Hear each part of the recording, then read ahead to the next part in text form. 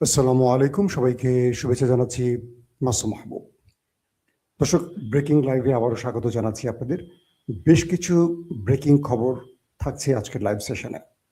প্রথম খবরটি হলো, আয়াতুল্লাহ আলী খামেনিকে হত্যায় ভেতরে কে জড়িত ছিলেন, কাকে সন্দেহ করা হচ্ছে, কেন ইরান তার শীর্ষ ব্যক্তিদের রক্ষা করতে পারছে না। দ্বিতীয় গুরুত্বপূর্ণ খবর, ইরান এবার শত্রুর বুকে বড় রকম আঘাত হেনেছে। কোথায় কি পরিমাণ ক্ষতি হয়েছে, মার্কিন এবং দখলদার দেশটির কতজন নিহত হয়েছে সেই বিষয়টিও জানাবো। পাশাপাশি ইরান মার্কিন সবচেয়ে বড় যুদ্ধ জাহাজে আক্রমণ করার দাবি করেছে এবং ড্রোন ভূপাতিতের মতো ঘটনাও ইরান ঘটিয়েছে, সেই বিষয়টি আমরা জানাবো। দর্শক, প্রথম যে বিষয়টি আমরা শুরু করতে চাই সেটা হলো, ইরানের ভেতরে বিশ্বাসঘাতক নির্মূল করতে কেন পারছে না ইরান। ইরানের সর্বোচ্চ নেতা তিনি যে বৈঠকটি করছিলেন, কয়েকটি সূত্র দাবি করছে যে তিনি একটা বাংকারের ভেতরে অবস্থান করছিলেন এবং সেই বাংকার থেকে তাকে তার কার্যালয়ে ডেকে আনা হয়েছে। তাকে যে ডেকে আনা হয়েছে এটা আমেরিকা কিংবা ইসরায়েল জানে কি করে? কে তাকে ডেকে এনেছে তার কার্যালয়, যেখানে ইরানের সর্বোচ্চ নেতার সাথে যে কেউ দেখা করতে পারেন না, অথবা দেখা করতে আসলেও তাদেরকে খুব সিকিউরিটির মধ্য দিয়ে আনা হয়। অনেককে চোখ বেঁধেও নাকি আনা হয়, যারা তার লোকেশন ট্র্যাক করতে না পারে। মানে ইরানের ভেতরেও শীর্ষ পর্যায়ের লোকদেরও চোখ বেঁধে আনা হয়, যাতে লোকেশন অবস্থান বুঝতে না পারে। এরকম তথ্য কিছু কিছু আউটলেট দিয়েছে। তাহলে ইরানের সর্বোচ্চ নেতা একটা জায়গায় মিটিং করছেন, তার সাথে ইরানের সর্বোচ্চ 40 জন শীর্ষ ব্যক্তি একসাথে উপস্থিত। এটা আমেরিকা ইসরায়েলের কাছে তথ্যটা গেল কি করে? এই গেল কি করে, এটার উত্তর চলেন আমরা খুঁজতে শুরু করি, তাহলে অনেক কিছু বেরিয়ে আসবে। একটা বিষয় আমাদের প্রথম মনে রাখতে হবে যে ইরানের সর্বোচ্চ নেতা, ইরান যদিও দাবি করেছে যে তিনি কোনো বাংকারে যাননি, তিনি সাহসিকতার সাথেই তার কার্যালয়ে অফিস করেছেন এবং বলেছেন যদি মৃত্যু আসে মৃত্যু বরণ করে নেব, শাহাদাতের তামান্না আমার মানে আমার স্বপ্ন। এটা কে বলেছেন? Ayatollah Khamenei. এটা ইরানের ভাষ্য। তারপরও যখন একজন ব্যক্তি বোঝেন তার মৃত্যুতে একটা রাষ্ট্রের অনেক বড় বা একটা জাতির অনেক বড় ক্ষতি হবে, তিনি নিঃসন্দেহে এই বোকামির জীবন বেছে নেবেন না, এটা নিঃসন্দেহে আমরা বুঝতে পারি। কয়েকটি সূত্রের বক্তব্য আসছে এরকম। দর্শক, একটা সেকেন্ড, জরুরি একটা ফোন আসছে। হ্যালো,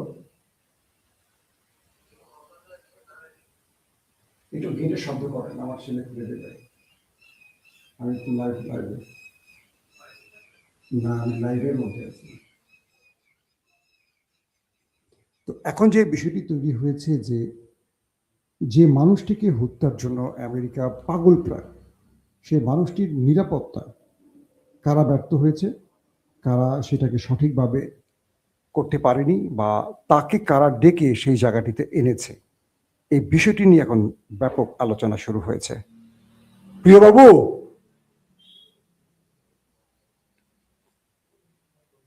দর্শক, একটা ব্যাপার আমাদের একটু স্মরণ করে নিতে হবে। আমি একটু আপনাদেরকে বিরক্ত করলাম, আমার একটা জরুরি ফোন এসেছিল হঠাৎ করে, সেটার জন্য।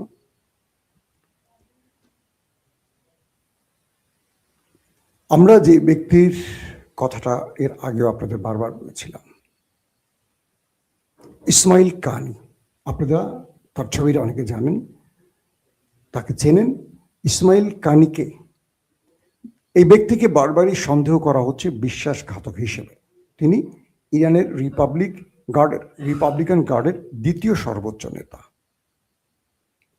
যখন হিজবুল্লাহর প্রধান শীর্ষ নেতা হাসান নাসরুল্লাহকে হত্যা করে দখলদার বাহিনী, তার 15 থেকে 20 মিনিট আগে এই ভদ্রলোকের সাথে মিটিং করে হাসান নাসরুল্লাহ। দেখেন কি সেন্সিটিভ একটা ব্যাপার, খেয়াল করবেন।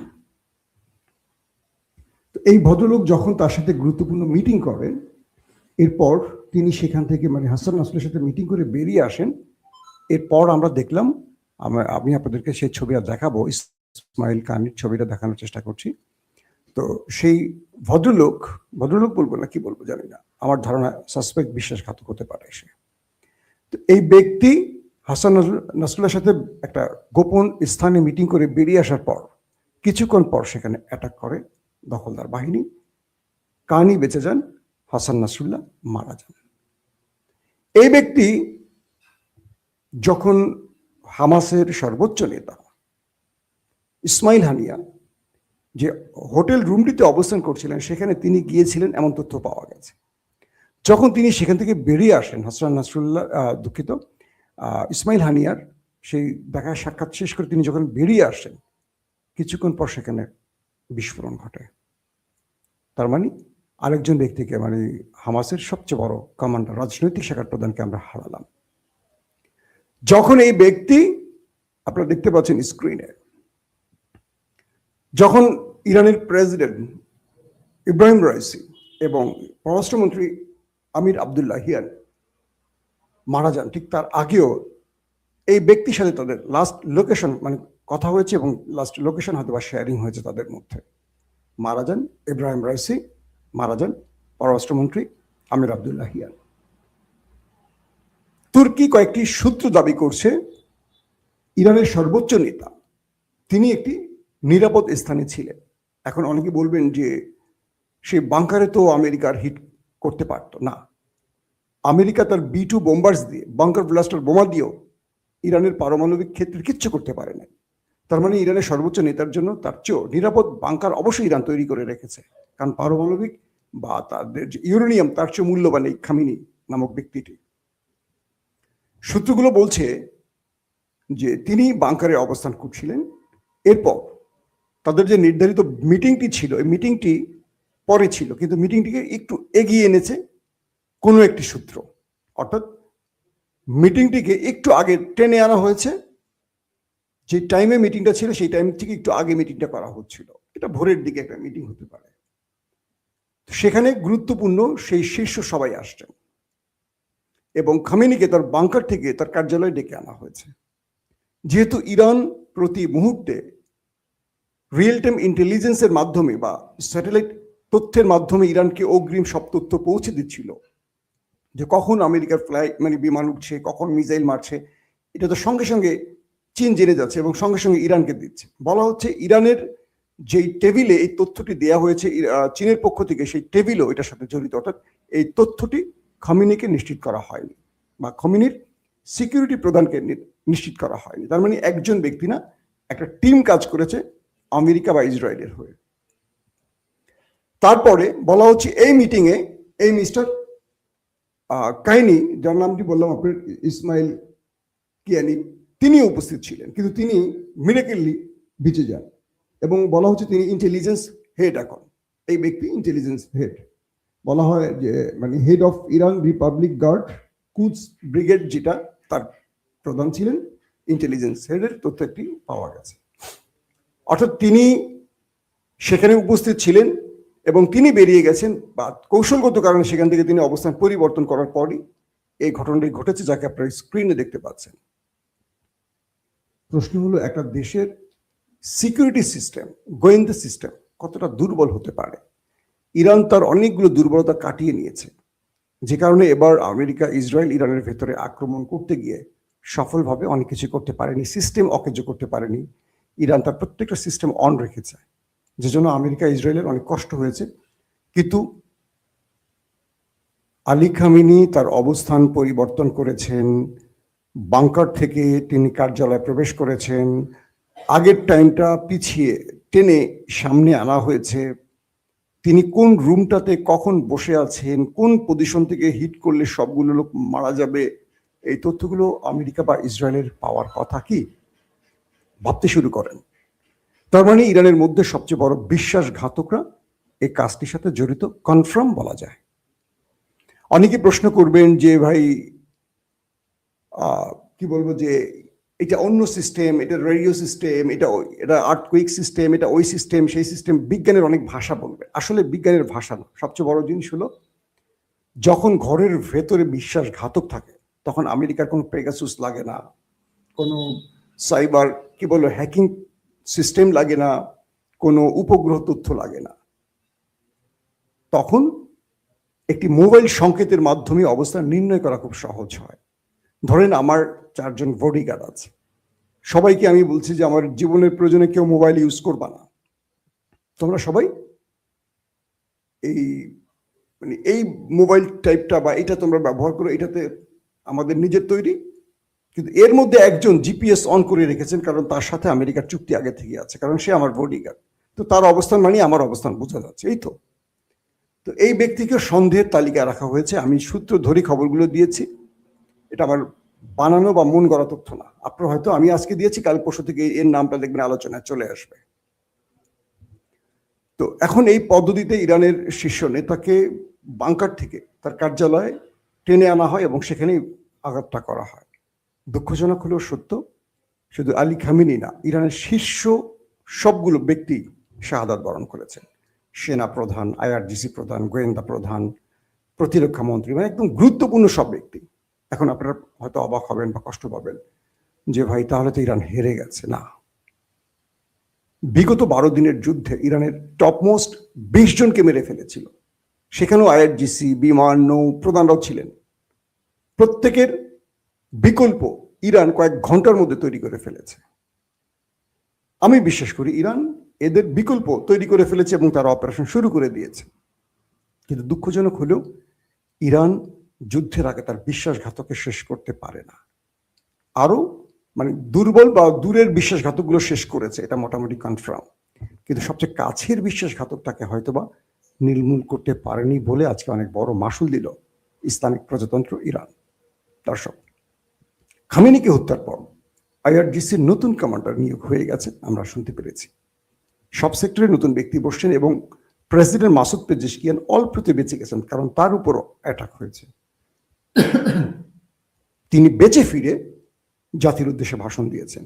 এরপর তিনি বলেছেন, আমরা শত্রুকে ইতিহাসের সর্বোচ্চ মূল্য চুকাতে বাধ্য করব।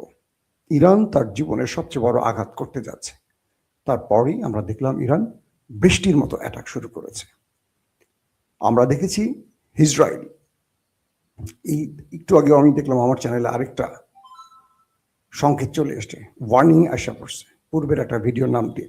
কতক্ষণ টিকে রাখা যায় জানি না, আল্লাহ ভালো জানে, দোয়া করবেন।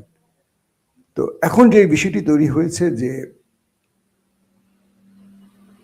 ওই দেশটির মধ্যে ইসরায়েল বৃষ্টির মতো মিসাইল মারছে, ব্যালিস্টিক ভার্সেস হাইপারসনিক। কয়েকটি তথ্য দেখলাম, বেজ শেমের মতো কয়েকটি অঞ্চলে, হাইফা বলি, তেল আবিব বলি, বেজ শেম বলি, গুরুত্বপূর্ণ কয়েকটি জায়গাতে ব্যাপক ধ্বংসলীলার ছবি ইতিমধ্যে গণমাধ্যমে এসছে। এবং কয়েকটি গুরুত্বপূর্ণ আন্তর্জাতিক গণমাধ্যম দাবি করেছে এ পর্যন্ত সেই দেশটির বুঝছেন তো 12 জনের মৃত্যুর খবর পাওয়া গেছে এবং বহু লোক এখনো ধ্বংসস্তূপের নিচে আছে। এবং যারা জীবন বাঁচাতে বাংকারে আশ্রয় নিয়েছে, সেই বাংকারের মধ্যে হিট করেছে ইরান এবং সেই বাংকারের ভেতরে হিট করার কারণে বহু লোক তো মারা গেছে, পাশাপাশি ভেতরে অনেক লোক আটকে পড়েছে। মানে তাদের উদ্ধারের পর জানা যাবে মৃতের সংখ্যাটা কত। তার মানে এই সংখ্যাটা অনেক হওয়ার সম্ভাবনা বেশি। তারপরও তারা মিথ্যা বলবে, জাতিকে দেখাবে যে না আমাদের কিছু হয়নি। শুধু এটা নয়, বিভিন্ন জায়গায় ব্যাপক অ্যাটাক চলছে এখন পর্যন্ত। সিজিল মিসাইল দিয়ে আরো কয়েক ধরনের মিসাইল আক্রমণে পুরো নাচিয়ে ছাড়ছে সেই দেশটিকে। আর মধ্যপ্রাচ্যের মধ্যে সবচেয়ে বেশি আক্রমণ করা হয়েছে আরব আমিরাতে। এটাকে বলা হয় মুসলিম বিশ্বের বিস্ফোরা এবং সেই শত্রু রাষ্ট্রটির সবচেয়ে বিশ্বস্ত বন্ধু। এবং আরব আমিরাতে ফ্রান্সের সামরিক ঘাঁটিতে, মার্কিন সামরিক ঘাঁটিতে এবং সেই রাষ্ট্রটির বিভিন্ন ব্যবসায়িক হেডকোয়ার্টারে ব্যাপক অ্যাটাক করেছে আমাদের বন্ধু রাষ্ট্রটি। বলা হচ্ছে 250 মিসাইল শুধু আরব আমিরাতে মারা হয়েছে এবং 200-র অধিক ড্রোন হিট করা হয়েছে শুধু আরব আমিরাতে। তাহলে বোঝেন আরব আমিরাতের অবস্থা কি।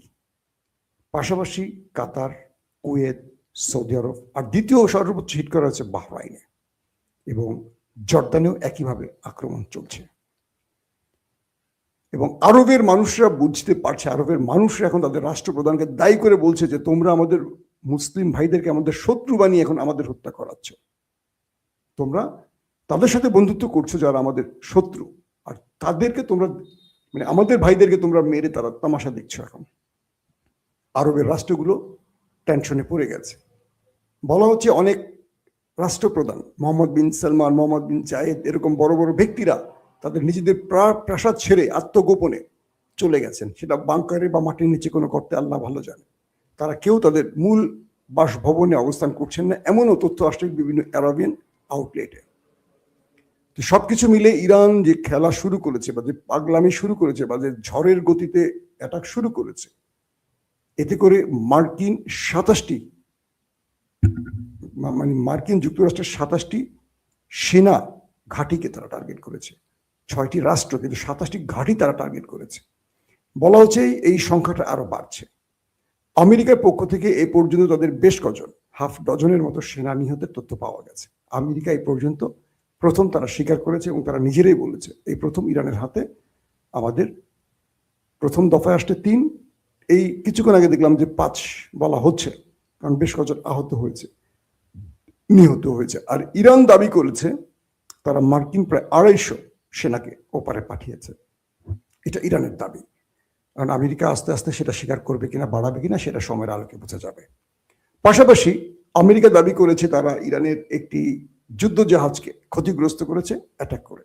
আর ইরান দাবি করেছে মার্কিন সবচেয়ে বড় অহংকারের যেই আব্রাহাম লিঙ্কন, এটাকে তারা টার্গেট করেছে এবং 4টি ব্যালিস্টিক মিসাইল ছুড়েছে তার উপর, এবং বলেছে তারা একটি যুদ্ধ জাহাজকেও উড়িয়ে দিয়ে মানে ডুবিয়ে দিয়েছে আমেরিকার। এটা কে বলছে? ইরান বলছে।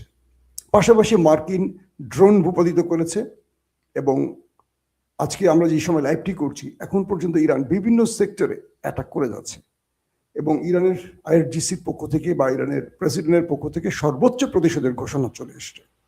এবং সেই ঘোষণার পর থেকে ইরান তাদের যারা মারা গেছে সেই শোকটা ভুলে সেই শোক থেকে শক্তি সঞ্চয় করে এখন পাল্টা প্রতিরোধ করছে। একদিকে তাদের প্রতিরোধ ঠেকাতে হচ্ছে ইরানকে, দ্বিতীয় তাদের আঘাত করতে হচ্ছে, তাও কি বিশ্বের শক্তিধর অস্ত্রের মালিক 2টো দেশের বিরুদ্ধে। সঙ্গে আরব রাষ্ট্রগুলো, বিশ্বাসঘাতক বা ভীতু কাপুরুষ আরব রাষ্ট্রগুলো, সবচেয়ে মজার বিষয় দেখেন, যারা আমেরিকাকে পেট্রো ডলার দিয়ে বাঁচিয়ে রেখেছে, আমেরিকার অর্থনীতিকে বাঁচিয়ে রেখেছে যে আরব, সেই আরব আজকে দেখলো যে ইরানের কোনো মিসাইল থেকে তারা রক্ষা পাচ্ছে না। তাদেরকে যে প্যাট্রিয়ট থার্ড বা আরো উন্নত মানের আকাশ প্রতিরক্ষা সিস্টেম এরা দিয়ে রেখেছিল আমেরিকা, কিচ্ছু মোকাবেলা করতে পারছে না। সবচেয়ে ইন্টারেস্টিং ব্যাপার হলো এটাই যে আরবের টার্গেটগুলোতে, বিমান বাহিনীকে, নেভাল হেডকোয়ার্টারে, গুরুত্বপূর্ণ জায়গাগুলোতে, কাতার, কুয়েত, দোহা, আরব আমিরাত, দুবাই টার্গেট করে হিট করতেছে। একটা পর একটা মিসাইল ঢুকতেছে আর হিট করতেছে, ধাম ধাম ধাম ধাম করে মারতেছে তারা। কিন্তু আকাশ প্রতিরক্ষা সিস্টেম ব্যর্থ ইরানের অ্যাটাকের কাছে। তার মানে আরব এইটুকু বুঝে গেছে যে তারা তাদের পাপের শাস্তি পেতে শুরু করেছে। যদি ইরান এটা বলবৎ রাখে আরো কয়েকদিন, এবং ইরান যদি শুধু মার্কিন ঘাঁটি না, বিশ্বাসঘাতকদের হেডকোয়ার্টারে, রাজা বাদশাদের হেডকোয়ার্টারে মারা শুরু করে, আমার মনে হয় সবচেয়ে বাকিটা না বলি। তো এই পরিস্থিতিতে ইরান তার শেষ লড়াইটা করছে, মরণ কামড়টা দিচ্ছে, কোনোভাবে ছাড় দিচ্ছে না কাউকে। এবং পৃথিবীর একমাত্র দেশ রাশিয়া, চীনও যেটা সাহস করে নাই, ইরান সে সাহসটা করেছে। আপনারা এখন হয়তো বলবেন যে ইরান কি করেছে, এত বছর ধরে কি করেছে? একমাত্র ইরানই তো তাদেরকে আঘাত করার সাহস করেছে। চারদিকে শত্রু, ইরানের মুসলিমরাই শত্রু, টেনে ধরছে পেছন থেকে, তারপরে যে চোখে চোখ রেখে আঘাত করছে, এটা কজনে পারে? ইমানের সবচেয়ে বড় জায়গাটা হলো শক্তি না, সাহস। বুকে আল্লাহর শক্তি সঞ্চয় করে সাহস। আল্লাহ রসুলও 313 জন বা 15 জন নিয়ে বদরে মুখোমুখি হয়েছেন বিশাল বাহিনীর বিরুদ্ধে, যেখানে তার কাছে নামে মাত্র কোনো অস্ত্র ছিল না। বিজয় দেওয়ার মালিক আল্লাহ, এটাকে মনে রাখতে হবে। আপনার কাছে আধুনিক কি আছে না আছে, তার চেয়ে বড় জিনিস হলো বিজয় দেওয়ার মালিক আল্লাহ। সব থাকার পরও গতবার ওই দেশটি পরাজিত হয়েছিল 12 দিনের যুদ্ধে।